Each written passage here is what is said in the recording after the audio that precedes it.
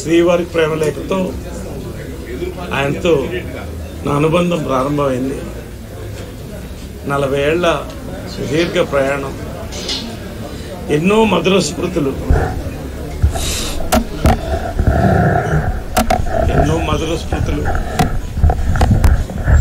నాకు మానసికంగా 4 స్తంభాలను భావించేవాడిని. అమ్మ కృష్ణ గారు, పెంజాల గారు, శ్రీ రామోజీరావు గారు. నాకు ఎనర్జీ కావాలన్నప్పుడు ఆయన దగ్గరికి వెళ్ళి ఆ చేతులు కలిపి ఆయనతో 10 నిమిషాలు కూర్చుంటే నా జన్మ తరించిపోయినట్టు అనిపించేది. ఈరోజు ఆయన వెళ్ళిపోవడం అనేది పర్సనల్గా నాకు ఎంత పెయిన్ ఉందో. ఒక భారతీయుడిగా, ఓ భారతీయ బిడ్డగా, తెలుగు బిడ్డగా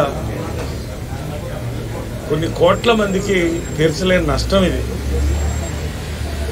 రామోజీ ఫిలిం సిటీ ప్రపంచ సినిమాని ఇక్కడికి తీసుకురావాలని ప్రారంభించి భారతదేశ సినిమాని ప్రపంచ ఖ్యాతి, భారతదేశ సినిమాని ప్రపంచంలో చరిత్ర పుటంలో నిలిపినటువంటి వాల్ట్ డిజ్నీకి ధీటుగా మేము చేయగలమని ఇండియాలో ఒక యూనివర్సల్ స్టూడియో, ఒక డిజ్నీల్యాండ్ కలిపి స్థాపించినటువంటి గొప్ప భూమి ఇది.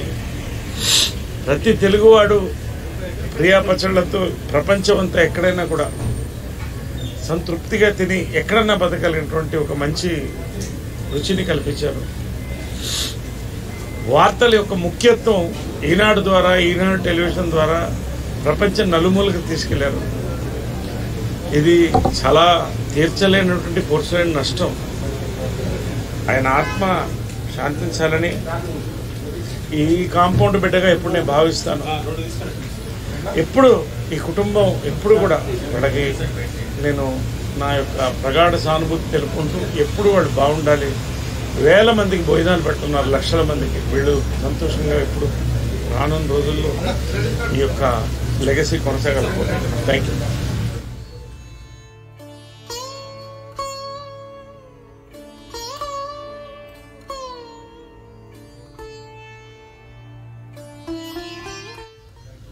All are humans. మనకు ఒక సెల్ఫిష్ ఉంటుంది ఎప్పుడు, వి నీడ్ మోర్ అనేది. మన ఇండస్ట్రీకి అంత చేసినారు ఆయన, ఇంకా చేస్తారేమో అనే హోప్లో ఉన్నాము.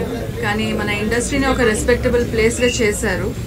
వి మిస్ హిమ్ అండ్ వాళ్ళ ఫ్యామిలీ ఈ లాస్ని లెట్ దెమ్ బేర్ ఇట్ అని ప్రే చేస్తాం.